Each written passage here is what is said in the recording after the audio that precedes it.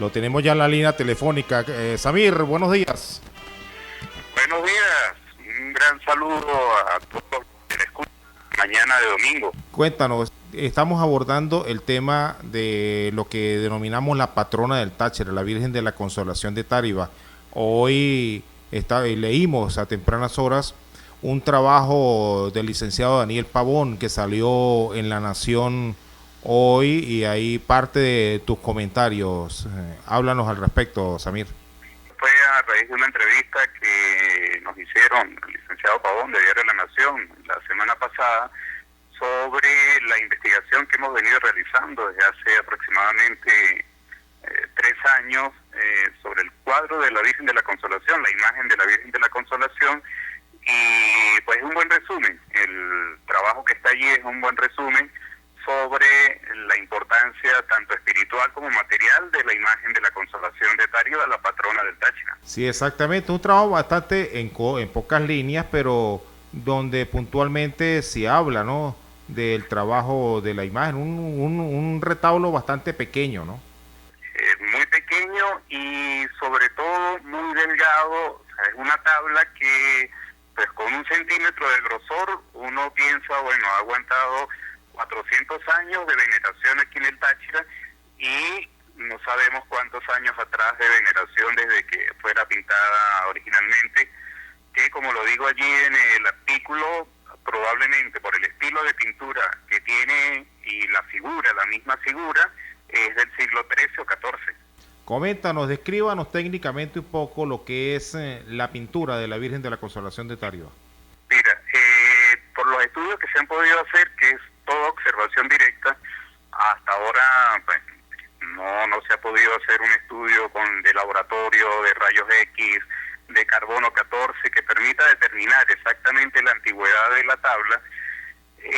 La imagen que tenemos es una imagen románica del siglo XIII-XIV, su misma vestimenta, la toca que es cerrada al cuello, ya esa es una de las marcas que nos dicen que es una imagen mariana de la Edad Media, de fines de la Edad Media, que probablemente se conservó por estar en alguna capilla, en algún retablo mayor, y luego vino a América en el proceso de conquista en el siglo XVI, llegando a Táriba, a San Cristóbal I en 1561, y en 1562 pasa a Táriba con el encomendero Alonso Álvarez de Zamora y su esposa, y se considera pues allí el origen de su veneración aquí en el Táchira.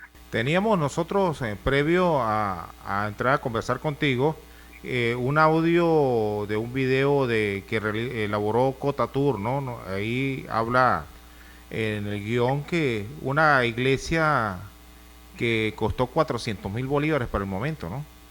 Sí, la iglesia, pero esa ya es más reciente, claro. Cuando se construye la basílica en 1910-1911, cuya fachada, y es importante recalcar, la hizo el maestro Santos Rangel y el maestro Jesús Uzcategui. Y este maestro Jesús Uzcategui fue quien realizó a su vez las esculturas de la fachada de la iglesia parroquial de Lobatera, de la antigua fachada donde estaba la Chiquinquirá. Y pues en esa época, una vez finalizaron los trabajos en 1911 en Táriba, el padre Morales contrata a Jesús Uzcategui para que elabore la fachada, las imágenes y los adornos de la fachada, que como me has comentado y has estado documentando por las redes sociales, está en proceso de restauración. Eso es lo que yo quería unir con este comentario, por eso que nos adelantamos bastante en el tiempo.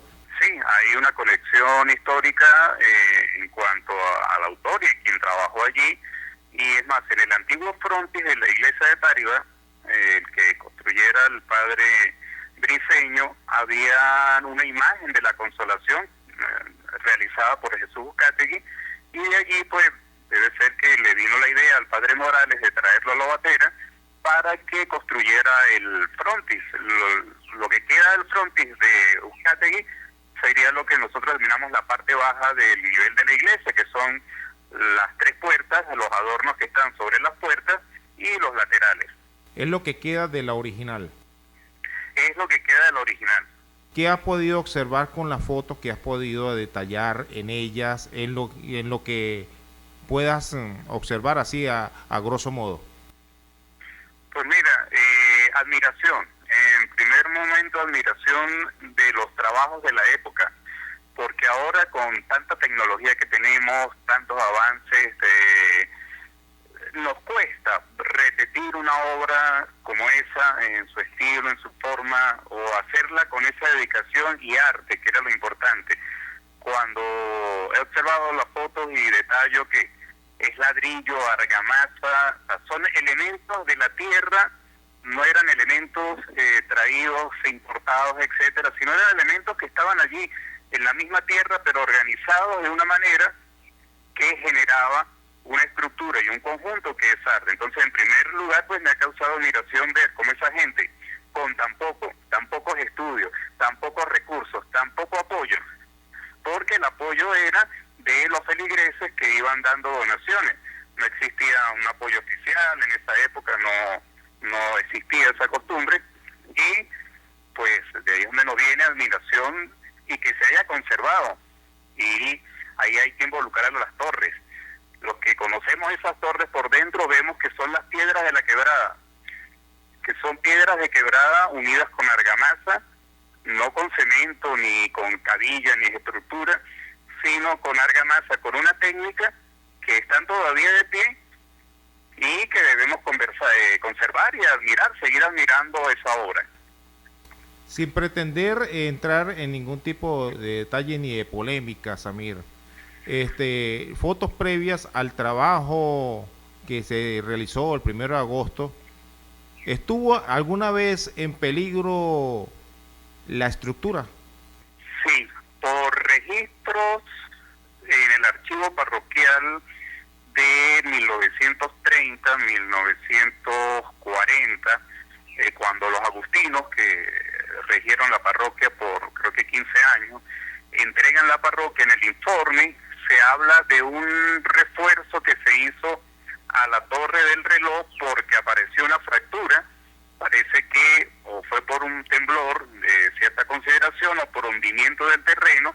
Entonces se habla de que en esa época sí hubo un momento en que la torre del reloj amenazaba peligro y se reforzó.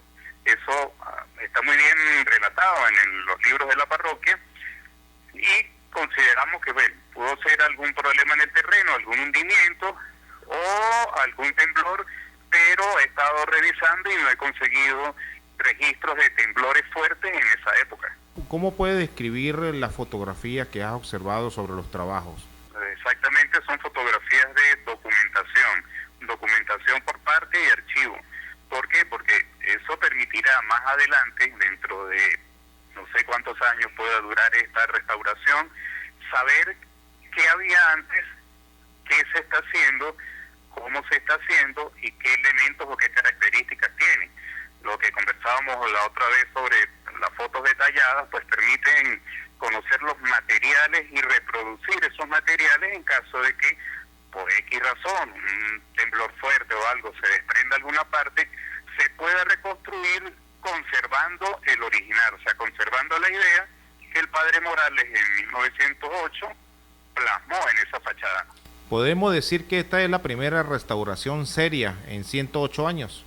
Sí, técnicamente, por lo que he podido seguir la información fotográfica, es la primera restauración seria, porque en anteriores lo que se ha hecho son parciales, o sea, tratar de las partes que se han desprendido, colocarles el friso, y muchas veces no es un friso que se corresponde con el friso original.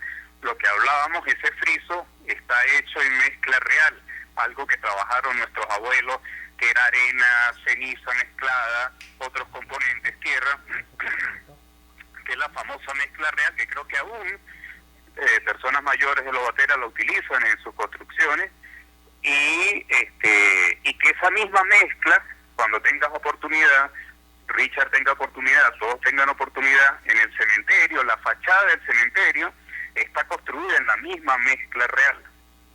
¿Por qué? Porque ya la fachada tiene 100 años, este año cumple 100 años, y es obras de patrimonio de Lobatera que nos dicen cómo se construyó en una época, y al ser restauración, pues hay que tratar de, con elementos nuevos, tratar de mantener lo que te decía, ese aspecto original de 1908. Buenos días, don Samir.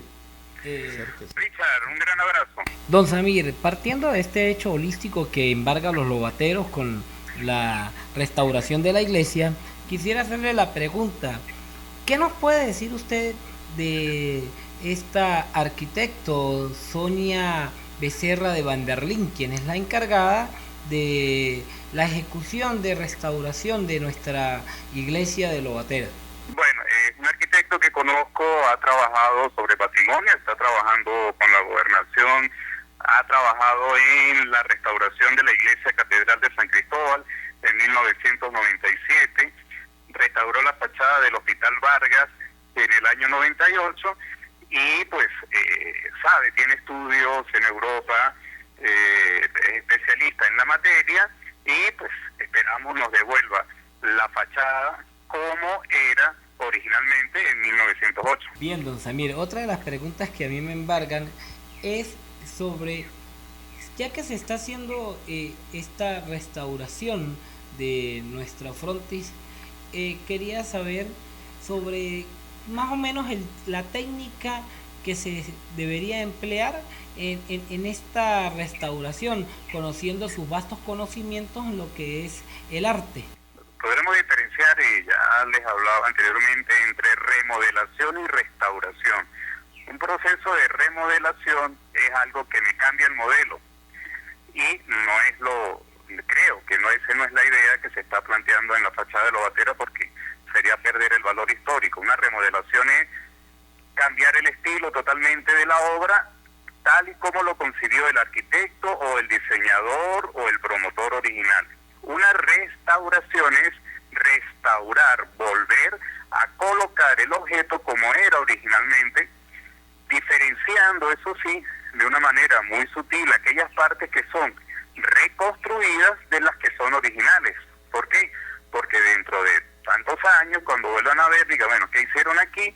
Ya conocen, esto es reconstruido porque se perdió el original y hay una parte que es la estructura original de 1908. Entonces, creo y confío en que el arquitecto está bajo ese mismo patrón y quienes están dirigiendo, tanto en la parroquia como en el gobierno regional, estos aspectos, que es un proceso de restauración, lo que se planteó, que es devolver la fachada, repito, tal y como la conocieron en 1908 nuestros abuelos y bisabuelos. Usted hacía un comentario hace algunos minutos sobre que los materiales son nuestros propios y los tenemos aquí mismo. ¿Por qué en esa época con esos materiales se hacían los trabajos y ahora no se pueden lograr de la misma calidad como se hacían en esa época? Una pregunta difícil, tiene demasiados matices, aristas por dónde entrarle y uno se puede pullar.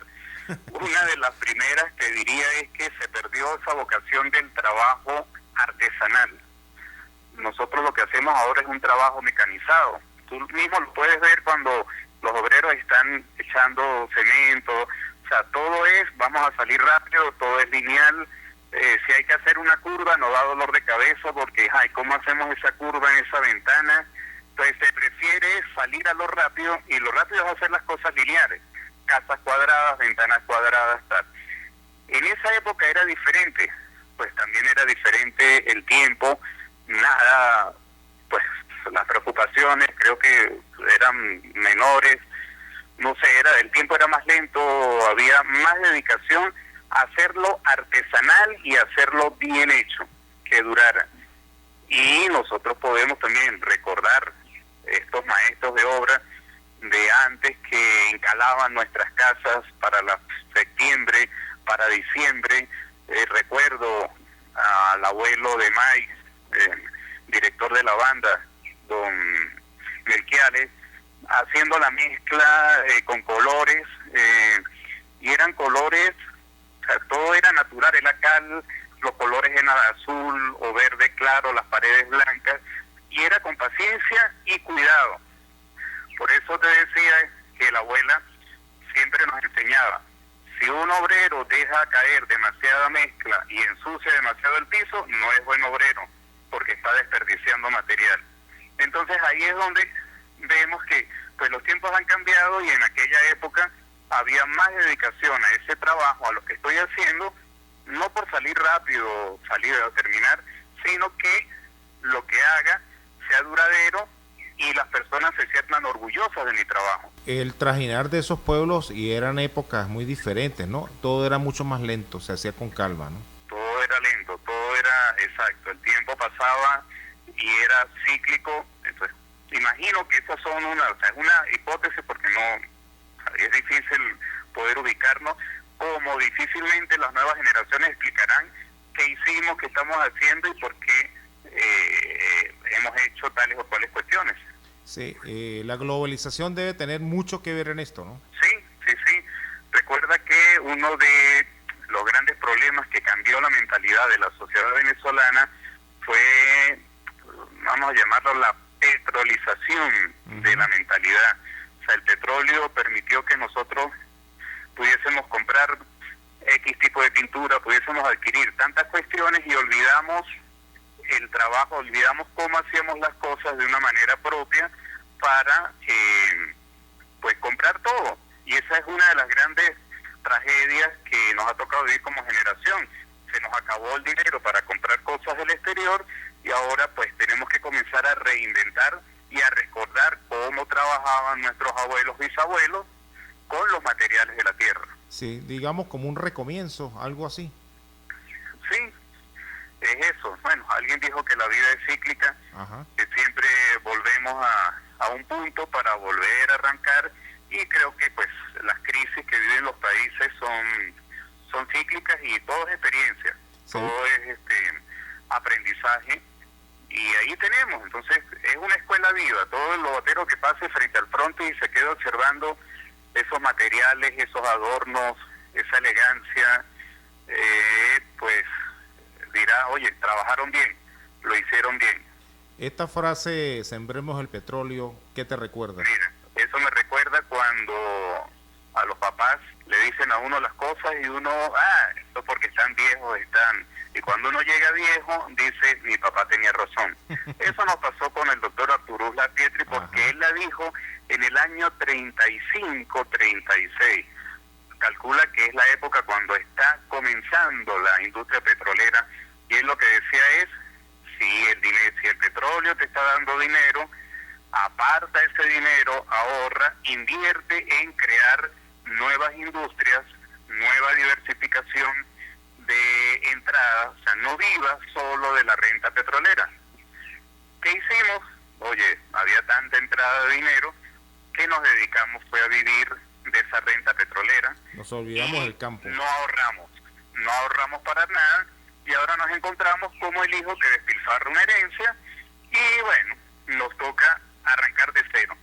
Como lo dijiste hace rato, estamos arrancando de cero. O sea, es un país que tiene que cambiar la mentalidad, tiene que arrancar de cero y buscar pues una nueva orientación en cuanto a su estructura económica, su estructura social, de manera de que pueda enfrentar los nuevos tiempos.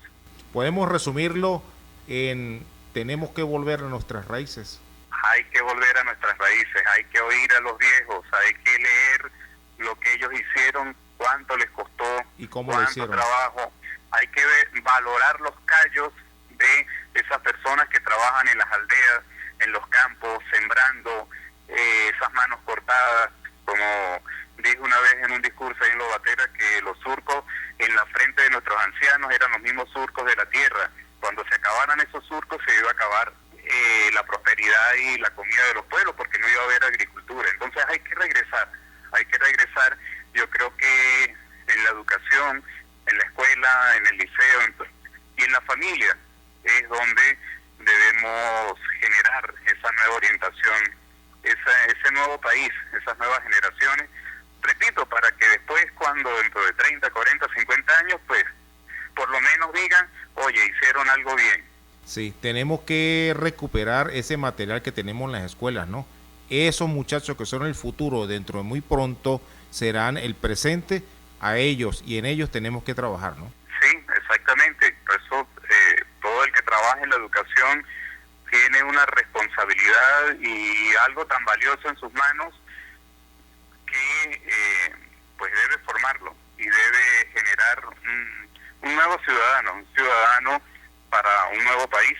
Como siempre, es un grato placer. Inicialmente era por un solo tema y fíjese cómo salieron tantos, ¿no? Pues eso es lo importante de estas tertulias dominicales, como bien la podríamos llamar, de compartir, de aprovechar compartir con ustedes, compartir con mi pueblo y de verdad pues que queden. La idea es que queden valores, que queden ideas, que queden iniciativas y que no se nos vaya el tiempo a veces en discusiones estériles, tirándonos las piedras unos con otros, sino que nos unamos y miremos hacia el futuro y digamos, es mejor trabajar juntos que darnos la espalda. Muchas gracias, don Samir, por estos minutos. Ok, un saludo a todos allí y feliz domingo.